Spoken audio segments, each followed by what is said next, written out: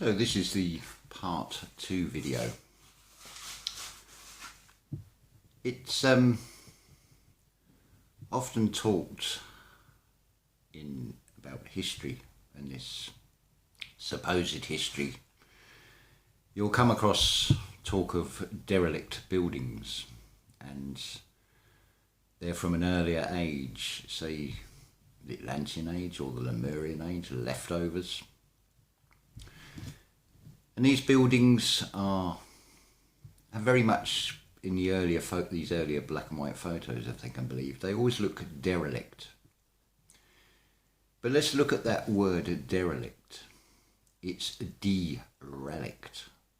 Because if something is a relict from the past, but you're now putting a new backstory to it, you have de-relict it. And you're giving a sort of semi-plausible meaning to what that building was for, as in repurposed. And I think you can see that with a lot of what would appear to be the older buildings. Now, there's two terms that or two classifications that you'll get. One is Jew and the other one is Gentile. Now again, that saying about being gentle as a dove. Being a gentleman is an expression that has been used for someone who's living on their own means. And you'll also have an expression, a gentleman of the road is a term, or used to be used for a tramp. But let's look at this word Gentile. You've got gen from generation. What is being tied? Well, that is L. What then is L? I would say that L is the aspect of us that is in the human form, that is being led by the L. The conscious mind, the part that thinks it's us, the personality, not the spirit. Whereas a Jew basically means in service of God. So what is God? Well, God, if you look at the end of Genesis, it tells you that God fell asleep. And this God, or this creative power, is dreaming. It's your pineal gland. It's connected to your third eye.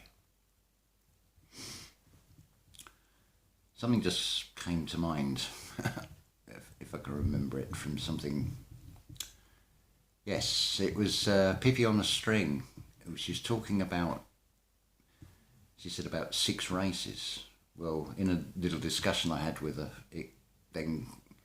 I didn't have the answer. It was only by talking that these things just sort of pop into the mind.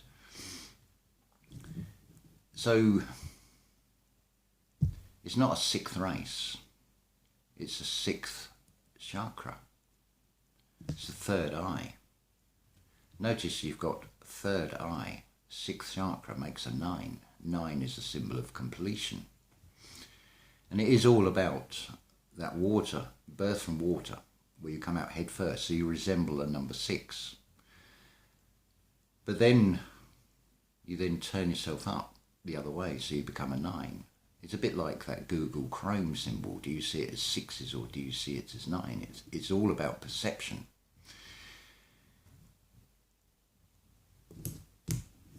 What else did I want to say here? Yes, this Halloween, or was it M&ÄN? I can never remember the name, but it's one and the same. They're just labels. So I thought, it's fancy dress for this. What can I go as? So I thought, we can have some real fun with this. often people will say, oh, just come along, come as you are, be yourself and be yourself. Well, I am. And that's exactly what I went as.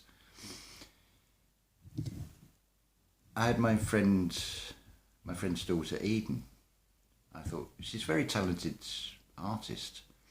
She can draw what I want displayed on my face. Because I thought, let's have this, it's written all over my face. What have I turned up as? So we had an eye. And on this temple, we had an M. On this temple was an ampersand. On this cheek was the joined Greek letter A and E, which is also an ampersand. And then on this cheek was an N, because the M and the N are interchangeable. So, the M, just let's have a look at the M.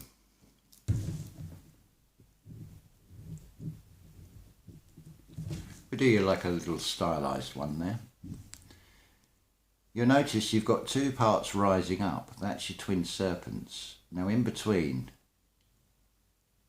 just looks just like the Aries, the Arise symbol. It's also leading right in the middle, the balance, the third eye, the pineal gland. You've also got man. And inverted, you've got woman. Because it's half of 8 if you join them together again. So what this actually spells out was I, M, E, A, N, I, mean. Not mean as in nasty, but mean as in average, because I'm expressing that I am everything, all in one. Hence the sort of pharaonic reference here as well.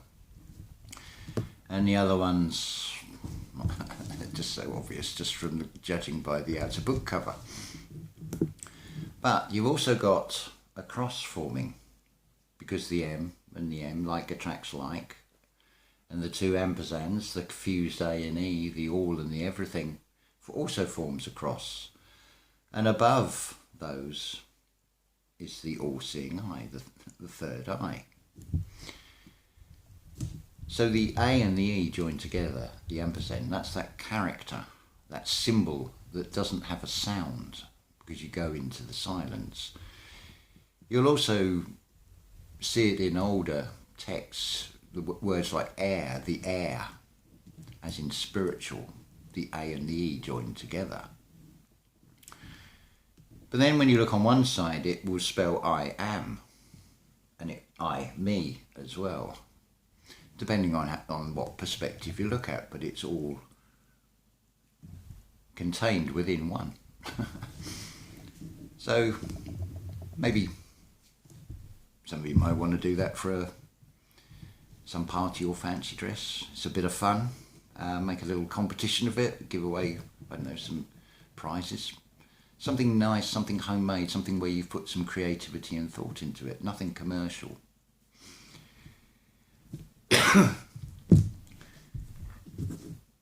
There's been quite a few mistakes have been made along the way. I think it's fair to say by all of us. The one that's happening at the moment is things like marches. Now I understand why everybody that can see that there's something seriously wrong at various levels wants to go and protest. But look at what you're doing. You are giving the control system acknowledgement, because where your attention goes, your energy flows for a start. But you're also letting the system know, even by these means. But my view of this is, well, my face is all over YouTube on hundreds of videos. Is there really any point in me hiding? And do I really want to be carrying a fear of something that may or may not happen? Because when you understand as well that it is your own thoughts that create your reality, so if you are feeling fear, you will draw that towards yourself. Hence, like attracts like, the M and the N, the A and the E. Had there been more time, what I would have really liked over the left eye was done with some sort of makeup, with like so this is the moon eye. This is why you get all that Hollywood symbolism of covering the right eye, and the right eye is your sun eye. And again, it leads back into that meditation where I was shown this earth-like realm, even if it wasn't earth or just a creation in my mind, that was neither night or day. It is bringing into balance the sun and the moon. I'll be talking about this in a coming book that is still underway, called Isodos and Exodus. Because if you want to find the way out, you need to find the way in, and that is the Isodos. And I think the eyes have been sodomized by the external world of all the horrors and negativity that you see. But there is a way out of it as well. There is an exodus that you can go down. It is the parting of the Red Seas and crossing the Jordan, as it were. Remember, these labels are just anthropomorphized and given a physical relation to try and make sense, and exoteric as opposed to an esoteric. Esoteric obviously contains the energy, spirit, the ES, the essence. No matter what you look at, it should all hopefully lead you back to start going within yourself. Because that is where all the answers are. I know some of these terms about go within and you've got all the power within you can seem quite meaningless at times, and sort of, well, or what does that mean? What it means is you do have a power within you that you have to find and unlock. Now, the greatest one that you are shown most often, I think, is fear. And you are taught fear. You need to have that feeling. If you don't find fear, how can you also find love? Because the opposite of fear is love, the mirror of it. But what fear actually is your adrenaline. The brain structure in the heart holds all the feelings. It's connected, or should be directly connected, to your soul and your spirit and your direct method of communication to your higher self. But that's where you do need to go inwards. When you feel the fear, that's the time you stop. Now you think, why am I feeling fear? What is causing that? It may be something very apparent on the external, but inside you, you're now generating this massed energy, and it feels like a static electricity. At extreme fear, you can start to shake. But that's the point you stop. I know I've spoken about this on a couple of previous videos, but it's something I think is very important to understand and have an inner standing, because you've all gone through that experience of feeling fear at one point or another, I would have thought, in varying degrees, hopefully not too extreme. But if you can center yourself, be in that present, in that moment, and then I really do hope that you'll feel this and you'll experience this, that, hold on a minute, it's not fear at all, is it? It's something that you're generating in yourself that is actually a magnetic force. That is the true power of humanity that you've got within inside yourself. What is called the God-given gift. and it will go out in the unseen. If we look at the atom, for example, and it's said about the human body, if you just took all the solid parts of the atoms, you'd be no bigger than something that would pass through the eye of a needle. The rest is just what would appear to be nothing. But there isn't, but nothing is still thing, it is a something. So there's far more to you than would first appear. Because you're not just these physical expressions, they are just the soul-carrying vessel of your true self. The more you do meditation and things, the more you can go within inside yourself and find your true self within inside yourself, you will start to feel that sensation that you're not this physical body, you're just a spiritual presence that is in this present reality and going through this experience. And that will change the feeling, that will change your perception of this reality into something far more wonderful. But if you're going to go with those five senses, you're going to get a very different perception. And you will fear the negative aspect of the fear, not the positive aspect, which is not fear. I'm sure there's an anagram of the word fear in there. It's only just sort of come to me, but what would it be? Reef, maybe? A barrier reef? You're stopping a tide, perhaps? A coral reef? This is just off the top of my head. I've not planned this out at all. These are thoughts that are just coming as I speak. So yes, I think what has happened in this reality, and I think it's fair to say that there is a certain amount of urgency with what is being put out in the external world. I don't think I even need to talk about the subjects, and I don't really want to focus and give any attention to them if I'm truly honest with myself. I'm aware of what seems to be happening out there, but is it affecting me? No. There is lots of talk about this is going to happen and that is going to happen. But from what I've experienced so far, I have absolutely no need to fear it. But such is the courage of my convictions, and I have convicted myself to this life sentence to see this through.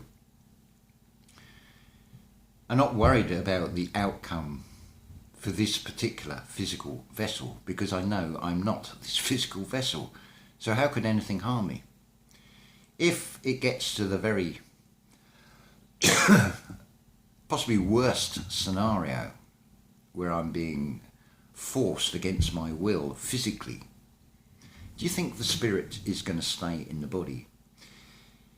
It is often talked about in a head-on collision in a car crash that the soul is thrown out the body, and this is one of the reasons we're supposed to have these ghostly apparitions, that soul cannot accept that reality that they've left the body, and so they remain as some sort of presence for a while in this reality. May only be a few days. It's often talked about with ghosts how that you'll do an exorcism to get rid of them, as it were, and send them on their way, because they're in this sort of purgatory or limbo state. And in a way you could say that that soul is denying its reality, that it is not dead, it's not left to the physical body. There is no actual death. That's another silly concept. And it is one I can talk about from experience, when I had blood pouring out and going very faint. And it was a feeling of absolute calm and bliss. And it's like, oh, this is lovely. I want to be here again. It was very similar to when you go into meditation, that same feeling of calm and bliss and stillness. So I'm telling you from my own experience of it, from a couple of times that I've been through this, that it really is nothing to fear. Obviously, I'm not saying put that to the test, but I hope that you'll remember that and hold that thought in your mind, or keep it somewhere in there. So if you find yourself in that situation, that you'll think, yeah, nothing is going to harm me, because you're then transmuting that fear of the unknown. Is this not, after all, about stepping into the unknown, having no fear? And I would say that the spiritual paths that we walk are becoming more like a tight rope. It's a very, very thin line. And to walk that thin line, you are really going to have to be in balance, just like a tightrope walker. You've got to stay focused on going ahead. You don't want to be going too far this way or that way, otherwise you are going to fall in a physical sense. And is there a safety net? There is always a spiritual safety net, I feel. That's just a few thoughts, and I hope it's given you a fresh perception on things, taken out some of the negativity of it. That is the entire intention of this video and the previous video, and to share my journey. And I hope there are parts in it that you can relate to. I hope there are parts in it that you can take from this that will help you spiritually grow as well. So I will say ta-ta for now, as always, and love to you all, and have a beautiful day. And whether you've changed the clocks or not, who cares, because time is just an illusion. So, see you again soon. Ta-ta for now.